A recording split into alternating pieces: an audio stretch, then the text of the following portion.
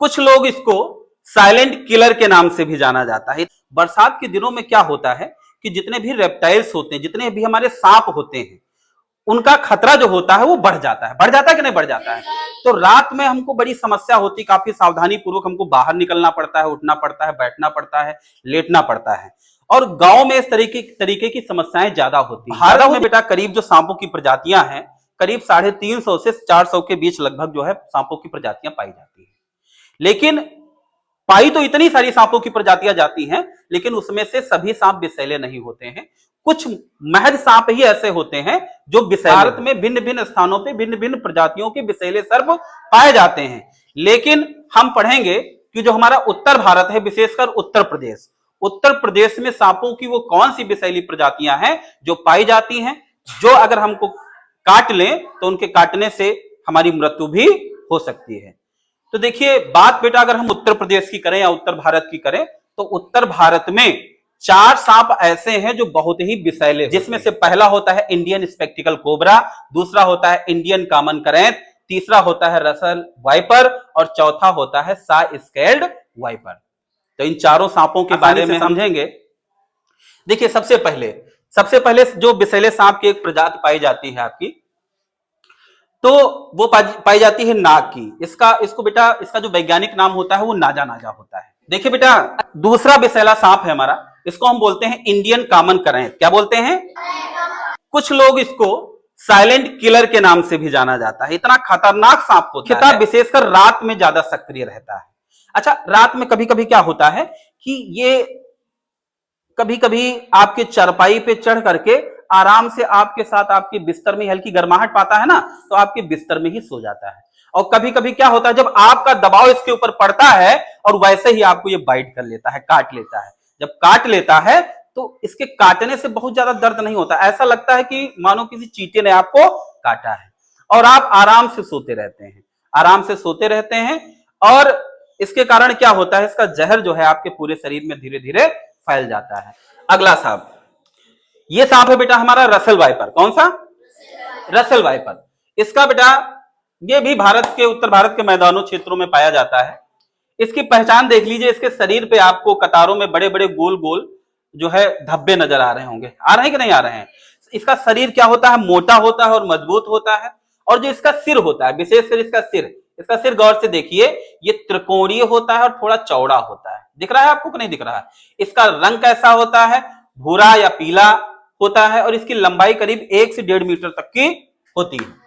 अगला सांप है हमारा, वो भी बहुत खतरनाक सांप है तो छोटा, लेकिन सांप खतरनाक बहुत है। दिखाते हैं उसको। ये सांप आप लोग देख रहे होंगे, इसको बेटा बोलते हैं सा स्केल्ड वाइपर। क्या बोलते हैं? कहीं कहीं इसको फुरसा के नाम से भी पुकारा जाता है, कुछ लोग फुरसा के नाम से। और अक्सर गांव में हम लोग, आप लोगों ने सुना होगा बहिरा सांप, कहते हैं कि नहीं? बहिरा सांप, गांव में अक्सर इसको बहिरा सांप के नाम से जाना जाता है। देखो हर जगह सांपों के क्षेत्रीय नाम होते हैं, और उन क्षेत्रीय नामों से उन सांपों के नामों को पुकारा। लंबाई बेटा ज्यादा नहीं होती है, ये बहुत ज्यादा 1 फुट, देखिए ये बहुत ज्यादा लंबा नहीं होता है, बहुत ज्यादा 1 फुट, 1.5 फुट या 2 फुट का होता है। देखिए अगर किसी भी विषैले सांप ने आपको बाइट किया है, आपको काट लिया, सांप काटने पे हमें क्या करना चाहिए और क्या नहीं करना चाहिए, बातों को बहुत ही ध्यान से सुनने की आवश्यकता है आप लोगों को। देखिए अगर आपको सांप ने काट लिया है तो सबसे पहले आपको क्या करना है, जैसे ही जिस स्थान पे सांप काटता है, वो जो प्रभावित स्थान है उसको आराम से पानी से आपको क्या करना चाहिए, धुल लेना चाहिए, या साफ कर लेना चाहिए, या पोंछ लेना चाहिए। और दूसरी बात यह है कि जब कभी भी सांप आपको बाइट करे तो घबराने की आवश्यकता नहीं है। ठीक है, कभी कभी कुछ लोग क्या होते हैं कि बहुत घबरा जाते हैं कि अब क्या होगा, कैसे क्या होगा, तो ऐसी बात नहीं, धैर्य से काम लें। तुरंत क्या करना है, आपको अपने नजदीकी सामुदायिक स्वास्थ्य केंद्र या नजदीकी जिला अस्पताल पहुंचना है, और पहुंचकर जैसे ही आप वहां पे नजदीकी अस्पताल सामुदायिक स्वास्थ्य केंद्र पहुंचेंगे, वहां पे सांप की वैक्सीन यानी एंटीडोज उपलब्ध होता है।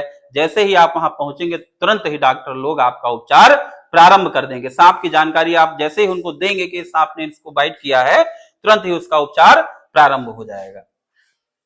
जिस स्थान पे सांप काटता है, ढीला कपड़ा या पट्टी बांधकर प्रभावित अंग को, देखिए बहुत ज्यादा टाइट नहीं बांधना चाहिए, हल्का सा लपेट लेना चाहिए। कुछ लोग क्या करते हैं, कभी कभी जहां पे सांप काट लेता है उसको बहुत टाइट बांध देते हैं, जिससे क्या होता है, कभी कभी ब्लड सर्कुलेशन जो है आपका खून का दौरान जो है रुक जाता है, तो ये भी नहीं होना चाहिए। फिर है, यदि संभव हो तो सांप की पहचान करें और उसे मारने या पकड़ने की कोशिश बिल्कुल ना करें। और क्योंकि अगर आप सांप की पहचान कर लेते हैं तो आप डॉक्टर को जैसे ही सूचित करेंगे कि इस सांप ने इन व्यक्ति को बाइट किया है, तो और उसका बेहतर उपचार वो कर पाएंगे। फिर बात आती है सांप काटने पे क्या नहीं करना चाहिए हमको। देखिए, पहली बात तो सांप ने जिस स्थान पे काटा है तो कभी भी उसको चाकू से, ब्लेड से कुछ लोग क्या करते हैं, चीरा लगा देते हैं। ये बिल्कुल नहीं करना चाहिए। इससे क्या होता है कि कभी कभी जब आप ब्लेड से चीरा लगा देंगे या कभी कभी चाकू कुछ लोग लगा देते हैं, तो कभी कभी क्या हो सकता है, हो जाता है कि आवश्यकता से अधिक ब्लड जो है, खून जो होता है वो बह जाता है। ठीक है, तो हमको ये भी बिल्कुल नहीं करना चाहिए। कुछ लोग क्या करते हैं, जहर चूसने का प्रयास करते हैं, वो भी कतई नहीं करना चाहिए, जहर चूसने का प्रयास। फिर है, कुछ लोग क्या करते हैं कि जिस स्थान पे सांप ने बाइट किया है उसको क्या करते हैं, हाथ में या पैर में कस के बांधने का काम करते हैं पट्टी को, वो भी हमको नहीं करना चाहिए। फिर क्या है, कुछ लोग बर्फ या ठंडी चीज ना लगाएं, कोई दवा, शराब या कोई घरेलू उपाय ना करें।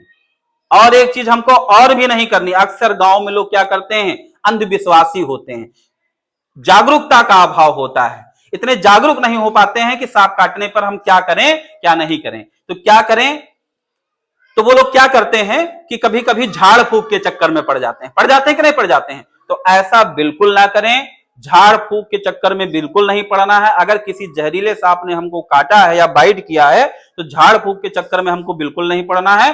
क्या करना है, सबसे पहले तुरंत उसको कोशिश करिए कि जब सांप ने बाइट किया है तो कोशिश करिए 1 घंटे के अंदर, 1 घंटे का समय रहता है, 1 घंटे के समय के अंदर अगर आपने उसको अपने नजदीकी सामुदायिक स्वास्थ्य केंद्र, ठीक है, सीएससी, पीएससी या आप अपने जिला अस्पताल पे अगर आप पहुंचा देते हैं तो रोगी व्यक्ति की जान बच सकती है। ठीक है।